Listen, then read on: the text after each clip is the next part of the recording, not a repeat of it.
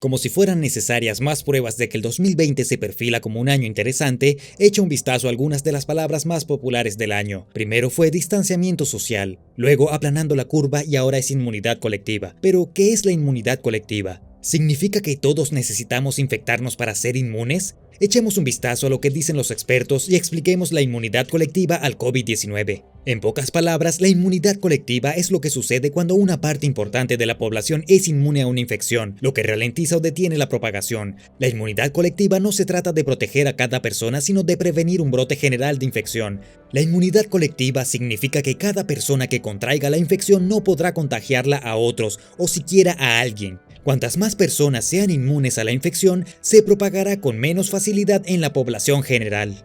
Para visualizar cómo funciona la inmunidad colectiva, imagina un grupo de puntos que representan a personas. Los puntos azules son personas inmunes, los amarillos los que no son inmunes y por lo tanto susceptibles a la infección. Un punto rojo representa a una persona infectada. El punto rojo puede infectar a cualquier punto amarillo con el que entre en contacto, convirtiendo al punto amarillo en rojo. El punto rojo no puede infectar a los azules. Si suficientes puntos del grupo son azules o inmunes, el punto rojo no podrá extenderse a los amarillos tan fácilmente. Pero si muchos son amarillos o susceptibles, la infección puede extenderse rápidamente por el grupo. La inmunidad colectiva es importante para proteger a los más vulnerables. Personas mayores, infantes, mujeres embarazadas y personas con problemas de salud corren un riesgo mayor de sufrir complicaciones graves si contraen una infección. Las personas con sistemas inmunes comprometidos, como los pacientes con cáncer, también tienen un mayor riesgo de contraer infecciones. Estas personas vulnerables no pueden ser vacunadas debido a la posibilidad de efectos secundarios graves de la vacuna, por lo que dependen de la inmunidad colectiva para mantenerse a salvo. Es importante tener en cuenta que la inmunidad colectiva solo funciona para infecciones que se transmiten a través del contacto entre personas. Algunas solo se propagan a través de contacto con superficies, no con personas, por lo que la inmunidad colectiva es ineficaz para prevenirlas.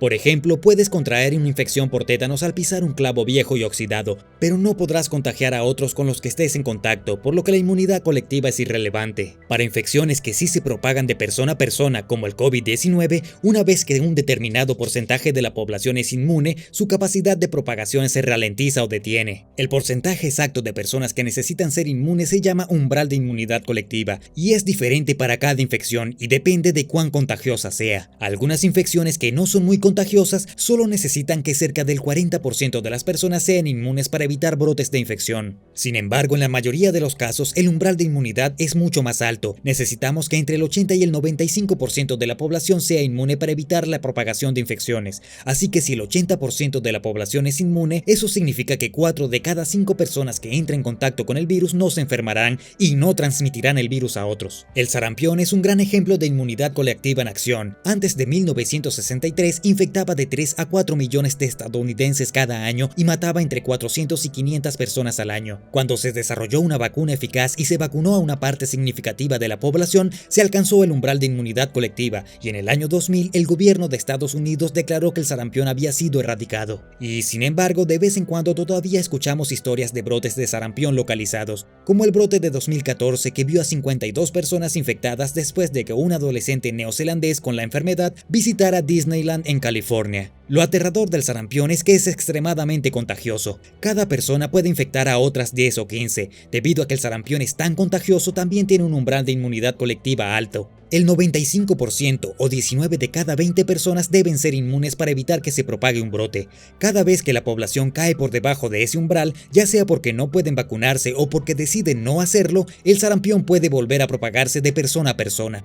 En el caso del COVID-19, cuando el virus comenzó a propagarse en humanos, nadie era inmune a él. El virus no encontró resistencia y, por lo tanto, se propagó rápidamente, lo que provocó brotes importantes como los de Italia y Nueva York. Cuantas más personas se vuelvan inmunes al virus, más lentamente se propagará y más rápido terminará el brote. Las primeras estimaciones son que el 70% de la población necesita ser inmune para que la inmunidad colectiva sea efectiva, pero aún no lo sabemos con certeza. Primero, averigüemos cómo podemos lograr la inmunidad colectiva. Hay dos formas en que se produce. Una parte importante de la población necesita contraer la infección o vacunarse contra ella. Las vacunas son la forma más segura y eficaz de lograr la inmunidad, pero inmunidad colectiva natural puede ocurrir cuando una parte importante de la población termina infectada.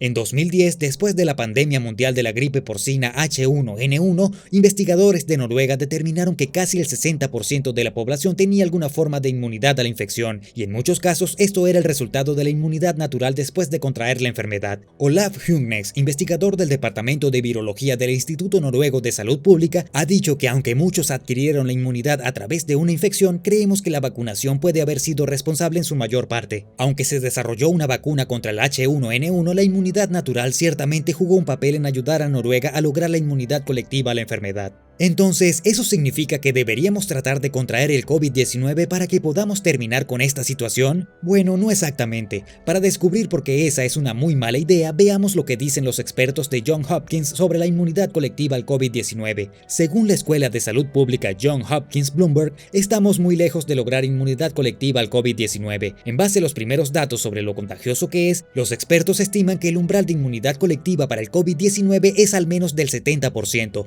lo que significa que 7 de cada 10 personas necesitan vacunarse o contraer la enfermedad para desarrollar inmunidad.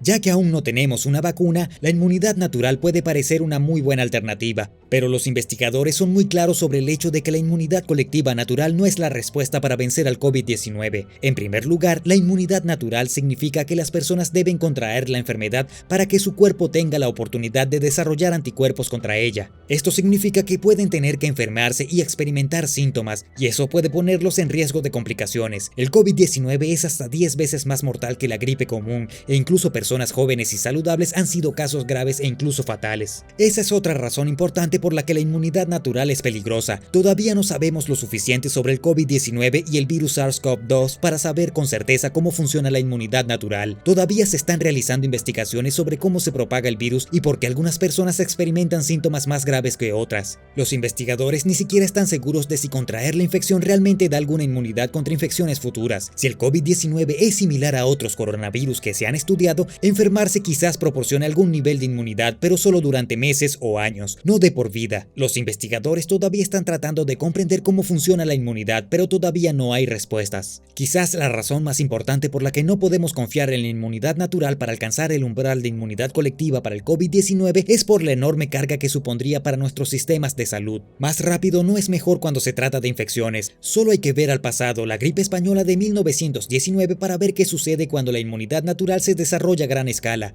En Filadelfia, una de las ciudades más afectadas, cientos de personas morían a diario y miles de personas estaban enfermas. Cada uno de los 31 hospitales de la ciudad estaban a su máxima capacidad y la morgue de la ciudad, que solo estaba diseñada para albergar 36 cuerpos, estaba abarrotada. La ciudad construyó 5 morgues temporales, pero no fue suficiente. Los cuerpos se apilaban en los pasillos de los hospitales, los porches e incluso las calles, y el olor a muerte estaba en todas partes. El equipo de Johns Hopkins presenta el peor de los casos para el COVID-19. Si no se implementan medidas de distanciamiento físico, el virus se propagaría rápidamente e infectaría a muchas personas en cuestión de meses. La gran cantidad de casos colapsaría el sistema de salud y veríamos una tasa de mortalidad muy alta. Para lograr la inmunidad colectiva al COVID-19 a través de inmunidad natural, solo en Estados Unidos cientos de millones de personas tendrían que enfermarse a la vez, una enorme carga que nuestro sistema de salud no puede manejar. Pero, ¿qué significa esto de cara al futuro?